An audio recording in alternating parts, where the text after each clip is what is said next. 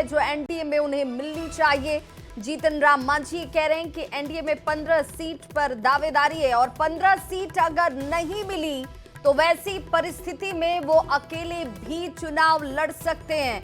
अकेले 100 सीट पर लड़ने की बात कहते हुए जीतन राम मांझी नजर आए। उन्होंने कहा कि अकेले भी 6% वोट तो वो ला ही सकते हैं। हर सीट पर हम के 10 से 15 हजार वोटर हैं और इसीलिए कम से कम 15 सीटों की दावेदारी हम की बनती है। और अब देखिए, सियासत में जिस सीट के पेंच की बात बार बार की जाती है उसमें जीतन राम मांझी की तरफ से एनडीए के लिए ये पेंच जरूर खड़े कर दिए गए हैं। जरा सबसे पहले सुनिए जीतन राम मांझी का वो बयान जो एनडीए के लिए परेशानी का सबब बन सकती है क्या। अगर 60% स्कोरिंग सीट माना जाएगा तो भी अगर कहा जाएगा तो 15 सीट की बात आती है। 15 सीट हमको मिलेगा तो हम 8 सीट जीत जाएंगे, तो एक क्राइटेरिया है। और नहीं तो फिर हम भी 50 या 100 सीट पर लड़ेंगे।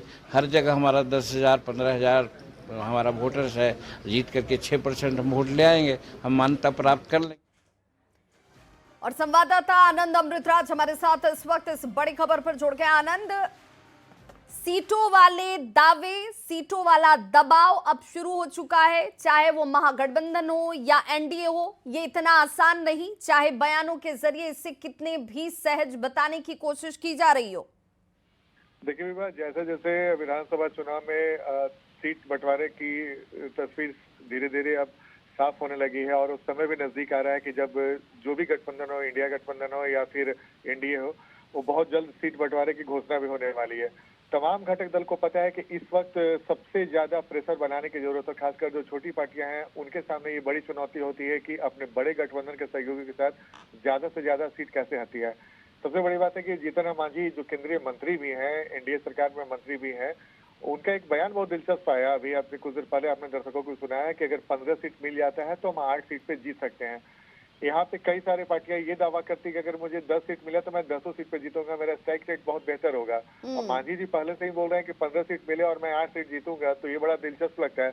दूसरी महत्वपूर्ण है कि वो ये भी कहते हैं, दावा करते हैं कि वो 100 सीट पे भी चुनाव लड़ सकते हैं अगर उन्हें मन मुताबिक सीट नहीं 15 सीट नहीं मिलती है तो ये तो दिलचस्प होगा ना कि एनडीए में जीतन राम मांझी से अभी केंद्रीय मंत्री बिहार सरकार में मंत्री हैं और उसके बाद वो इस तरीके से दबाव की राजनीति की बात कर रहे हैं और ज्यादा से ज्यादा सीट लेने की बात कर रहे हैं और मान्यता प्राप्त पार्टी हो इसके लिए भी वो बात कर रहे हैं। सवाल यही है कि हम लोगों ने जितना भी देखा और हर चुनाव में हमने देखा है कि जो भी छोटी पार्टियां होती है उनका प्रेशर बहुत ज्यादा होता है और वो प्रेशर में कितना सफल होते हैं, अपने बड़े सहयोगियों को कैसे प्रेशर में लाते हैं, वो दिलचस्प होगा देखना। लेकिन मुझे लगता है कि ये प्रेशर ही है और इसके पहले जीतन राम मांझी कई बार बोल चुके हैं कि अगर परिस्थिति ऐसी नहीं रही तो हम कुछ भी फैसला ले सकते हैं। उसके बाद मांझी जी अपने बयान से पलट भी जाते हैं। तो ये दिलचस्प होगा इस बार का देखना कि जीतन राम मांझी ने जो अपने बड़े गठबंधन के सहयोगियों को एक तरीके से साफ साफ इशारा करने की कोशिश की है कि अगर 15 सीट नहीं मिलता है तो 100 सीट पे लड़ेंगे, तो उनकी बातों को कितनी गंभीरता से लेती है आनंद, सवाल तो ये भी है कि जीतन राम मांझी अगर ये दबाव यहाँ पर 15 सीटों की बना रहे हैं, उन्हें भी पता है कि 15 मांगूंगा तो संभवतः ये कम होकर 10 आ जाए, लेकिन वो तो दावेदारी कर रहे हैं कि अगर 15 भी मिला तो जीतेंगे 8 ही। बिल्कुल, मैंने वही कहा आपको विभा कि हर पार्टी का ये दावा होता है कि मुझे अगर 10 सीट मिलेगा तो मैं 10 सीट जीतूंगा। आप शुरू में ही कह रहे हैं कि मुझे 15 सीट मिलेगा तो मैं 8 सीट जीतूंगा, तो ये बड़ा दिलचस्प होगा। फिर इसके बात को गंभीरता से आपके जो बड़े सहयोगी हों कैसे लेंगे। दूसरी तरफ चिराग पासवान ने भी ऐसा ही प्रेशर बनाने की कोशिश की, उपेंद्र कुशवाहा ने भी यही बातें कही और जीतन राम मांझी। एनडीए के तीनों घटक दल है, बात सिर्फ एनडीए की नहीं है।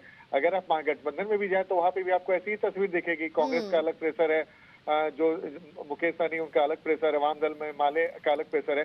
तो ये अब जैसे कि मैंने आपको बताया कि जैसे जैसे सीट बंटवारे के दिन नजदीक आते जाएंगे, छोटी पार्टियां लगातार ऐसे बयान आपको देते दिखेंगे और लगातार अपने बड़े सहयोगी पर प्रेशर। और उन्हें भी पता है आनंद कि अगर ये दबाव न बनाया जाए तो सीटों की संख्या असल में उन्हें कितनी मिलने वाली है। बहुत बहुत शुक्रिया आनंद इस तमाम जानकारी के लिए।